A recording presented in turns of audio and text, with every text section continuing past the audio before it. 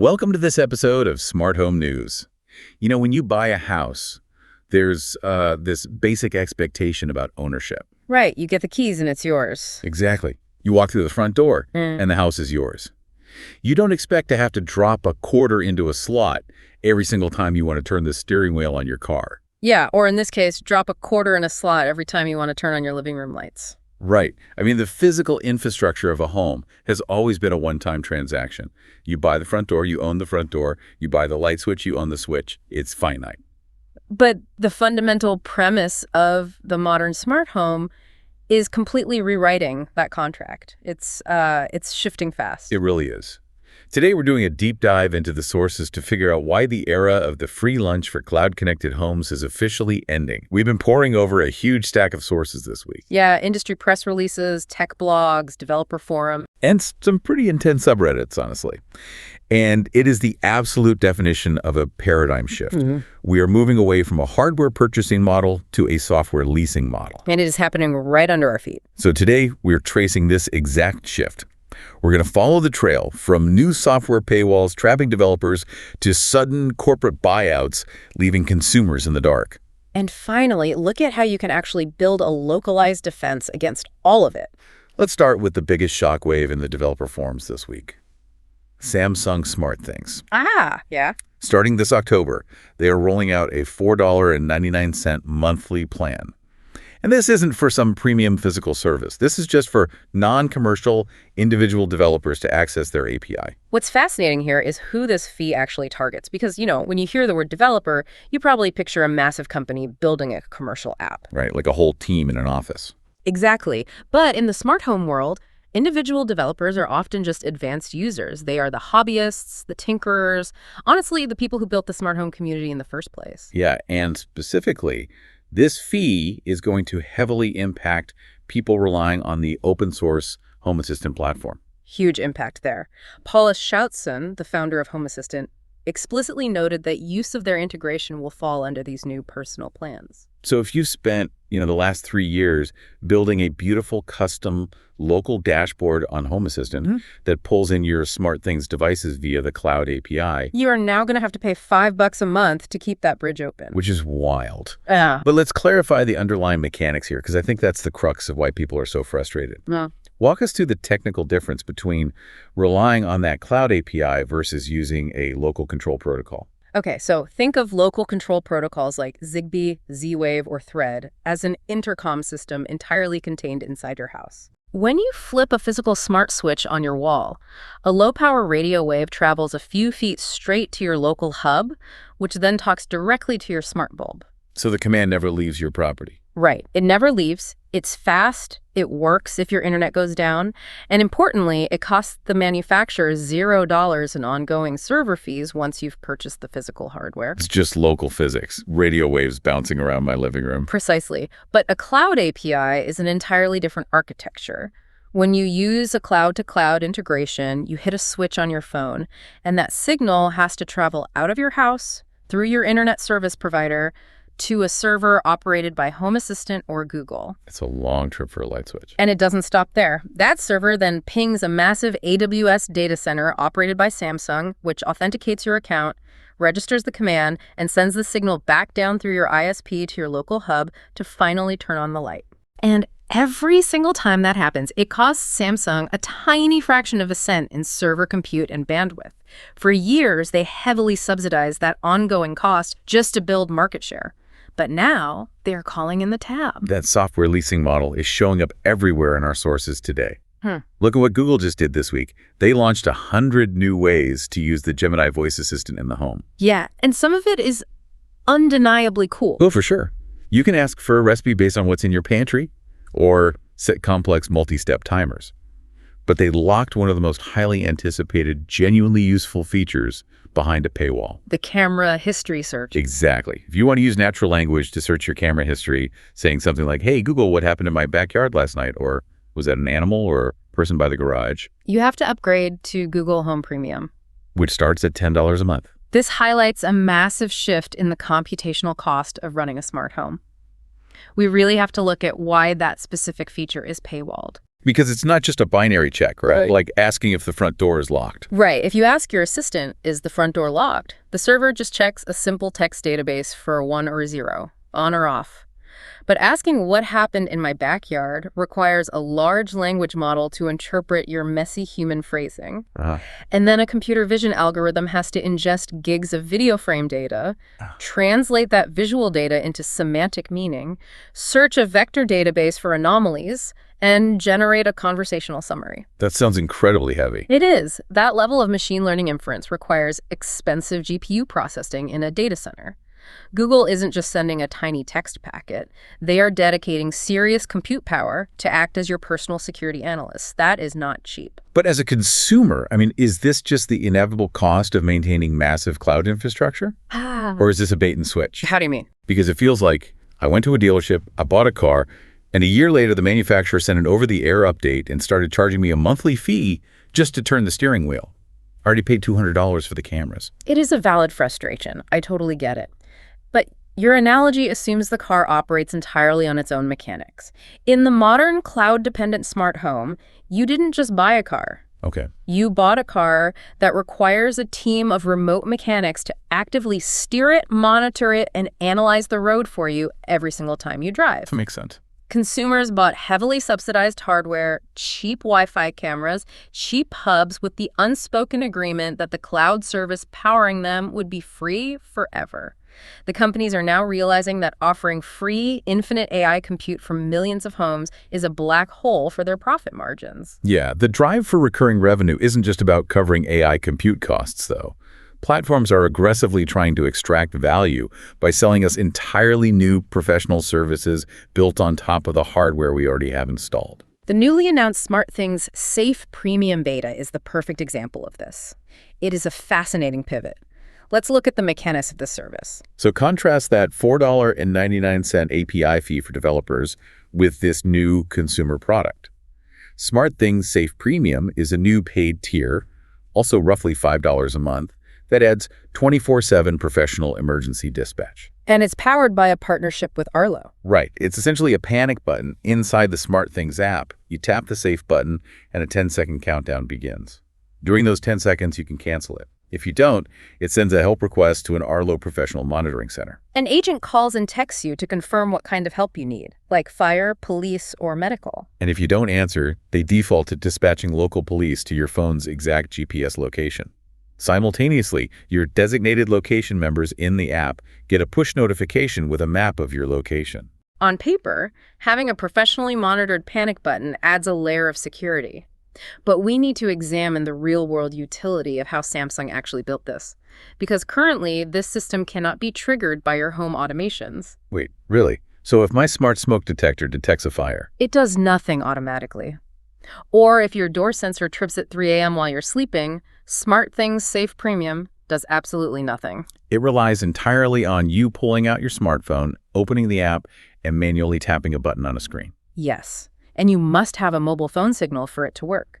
They do allow notifications to be sent to Galaxy Watches and Apple Watches, but the core functionality is anchored to manual human intervention on a mobile device. Which brings up a critical question regarding value. I have to push back on the value proposition here. If this relies entirely on me having a cellular signal and manually navigating a touch screen in an emergency, how is this actually better than the built-in SOS features that are natively baked into iOS and Android right now? That's the million-dollar question. My iPhone and Apple Watch already know how to call 911, share my location, and notify my emergency contacts, and they do it for free. Yeah, and the native OS features on your phone are deeply integrated at the hardware level, which makes them far superior in a crisis. They can trigger via a hard press of physical side buttons, or even automatically through crash detection algorithms. Right, you don't even have to look at the screen. Exactly. App-based SOS features are inherently clunkier because you have to unlock the phone, find the app, wait for it to load, and tap a digital button. So why launch it? If it's clunkier, what's the point? Because the value Samsung and Arlo are trying to sell here isn't necessarily superior emergency technology, it's ecosystem consolidation. Oh, I see. They want SmartThings to be the single pane of glass for your entire life. Your lights, your TV, your family's location, and your physical safety. If they can convince you to pay for that peace of mind through their app, you are significantly less likely to ever leave their platform. It's about increasing the switching costs. They want to make the walls of their walled garden higher and harder to climb over. But while software platforms are aggressively seeking ways to trap you in these monthly fees, the proprietary hardware landscape is proving to be incredibly volatile for consumers. Sometimes the companies you invest heavily in just vanish overnight. Yeah, we saw a major acquisition take a really dark turn this week with Level Home. It's a sobering story for anyone heavily invested in boutique smart home hardware. Level Home was famous in the smart home space for their brilliant, genuinely innovative engineering. They made smart locks, but their defining feature was their physical teardown. They managed to hide a CR2 battery, a custom ultra-small motor, and all the Bluetooth and wireless electronics entirely inside the cylindrical deadbolt mechanism itself. From the outside, it just looked like a beautiful, standard, traditional lock. It was design-first hardware aimed squarely at people who hated the look of bulky plastic smart tech strapped to the inside of their front doors. But this week, the news broke that their parent company, the massive lock conglomerate ASSA ABLOY, which owns brands like Yale and Kwikset, has essentially gutted the Level Home staff. They're folding the Level brand entirely into Kwikset. And the specific detail of how this went down is chilling. It really is. Peter Boriskin, the CTO for ASSA ABLOY North America, and Kimberly Cummins, the head of HR, delivered the news to the team via pre-recorded audio tape.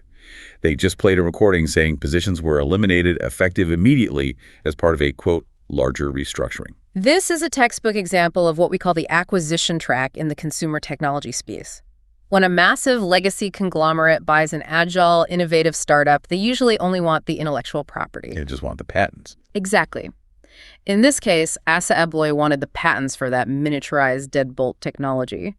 But a traditional hardware company rarely wants the massive financial liability of maintaining a startup's bespoke AWS cloud infrastructure, their customer service teams, and their ongoing app development overhead.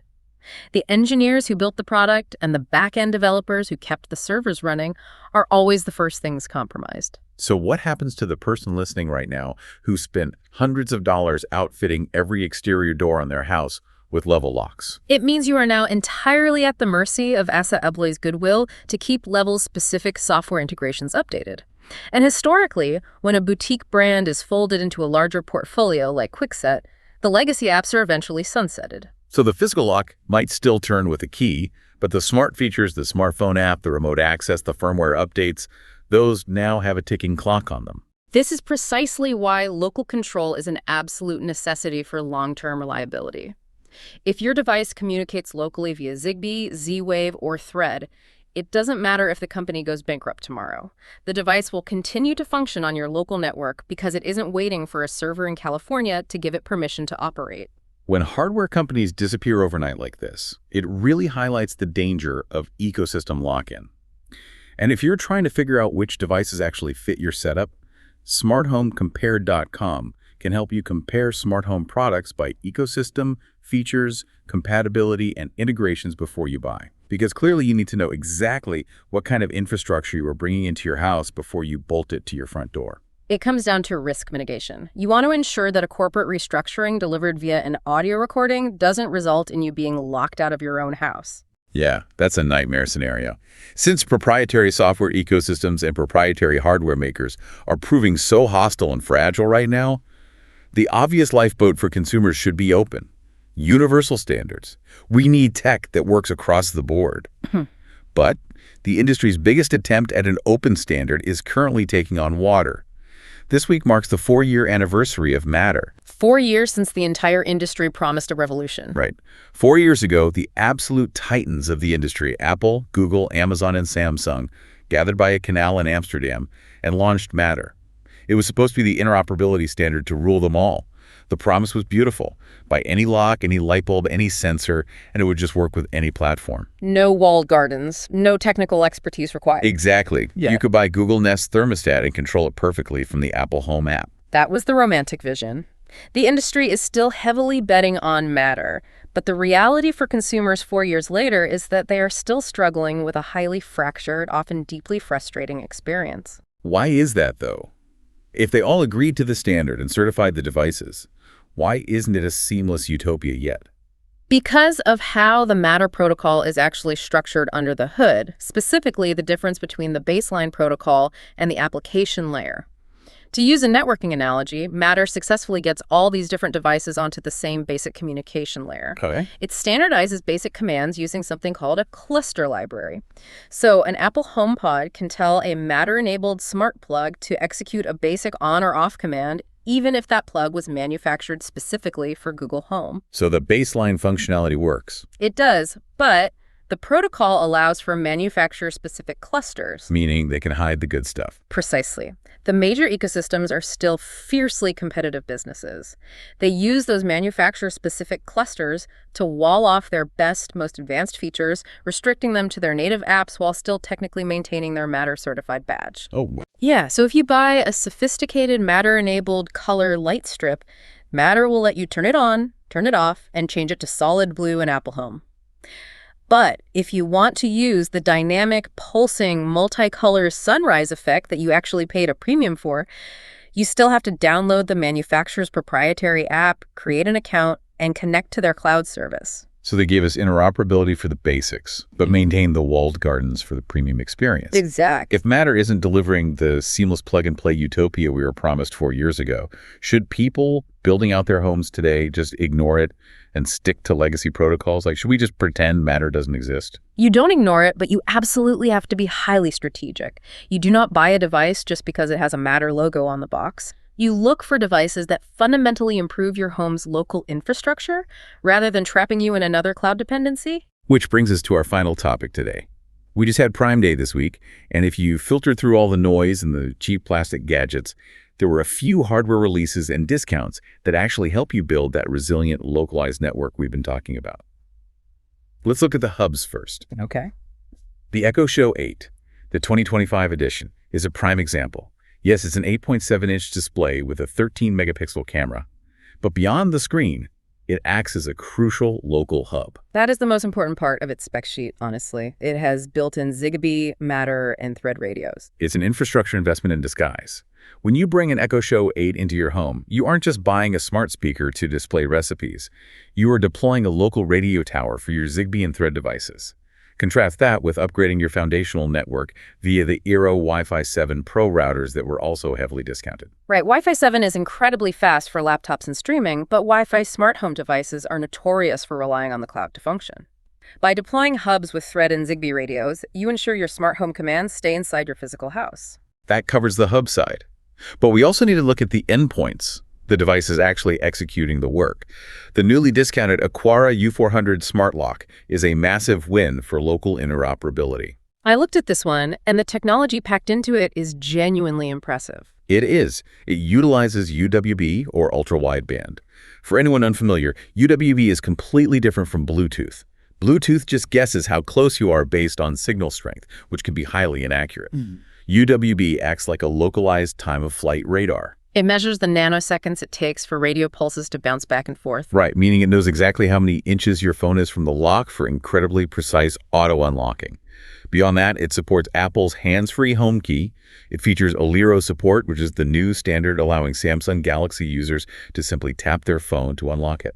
And perhaps most importantly, given what we just saw with Level Home this week, it includes a physical keypad and a traditional physical keyway.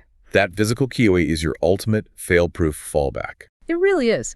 But the UWB and the local Apple Home Key and Aliro integrations mean that the cryptographic authentication happens directly between your phone's secure enclave and the lock itself.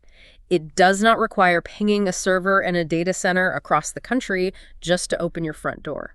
I hear all this, and the tech sounds incredible. But I have to challenge the overarching philosophy here. Okay, let's hear it. Are we just building a house of cards? I mean, every time a standard fails, like the early promises of Z-Wave or now Matter stumbling out of the gate, we are told by the industry to just buy a new hub with a new radio. Oh, you need Thread now. Oh, you need UWB now. At what point does future-proofing just become a marketing buzzword for constantly buying new hardware? That is a very fair critique. And the industry has absolutely weaponized protocol shifts to drive hardware sales cycles. Yeah. However, the underlying physics of how these specific new radios operate offers genuine durability. Thread, for example, isn't just a new radio frequency. It's a low-power, self-healing IPv6 mesh network. Okay, so how does that help me when my internet drops? Well, in a cloud-dependent Wi-Fi setup, if your main router goes down, every device drops offline. In a Thread network, devices act as router nodes. If one node loses connection, the network instantly recalculates a new path through its neighbors to reach the destination. Oh, wow, so it fixes itself. Exactly. By focusing on local routing protocols like Thread and Zigbee, you are physically decentralizing your smart home. You are taking the computing power and the routing logic out of a corporate data center and permanently embedding it into your own walls.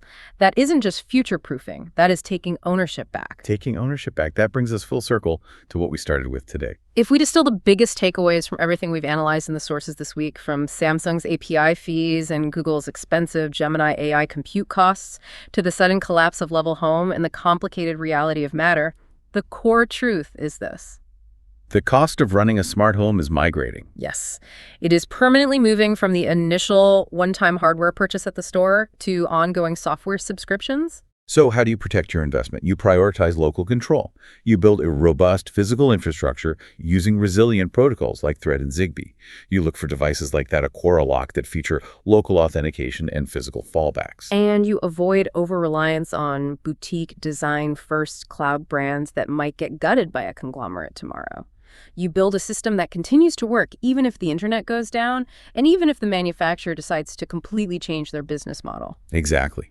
Hey, if you found this deep dive useful in navigating the Wild West of the smart home landscape, we'd really appreciate it if you could rate the podcast and leave a review on Spotify or Apple Podcasts. It genuinely helps other learners find us. And we want to leave you with a closing question to ponder.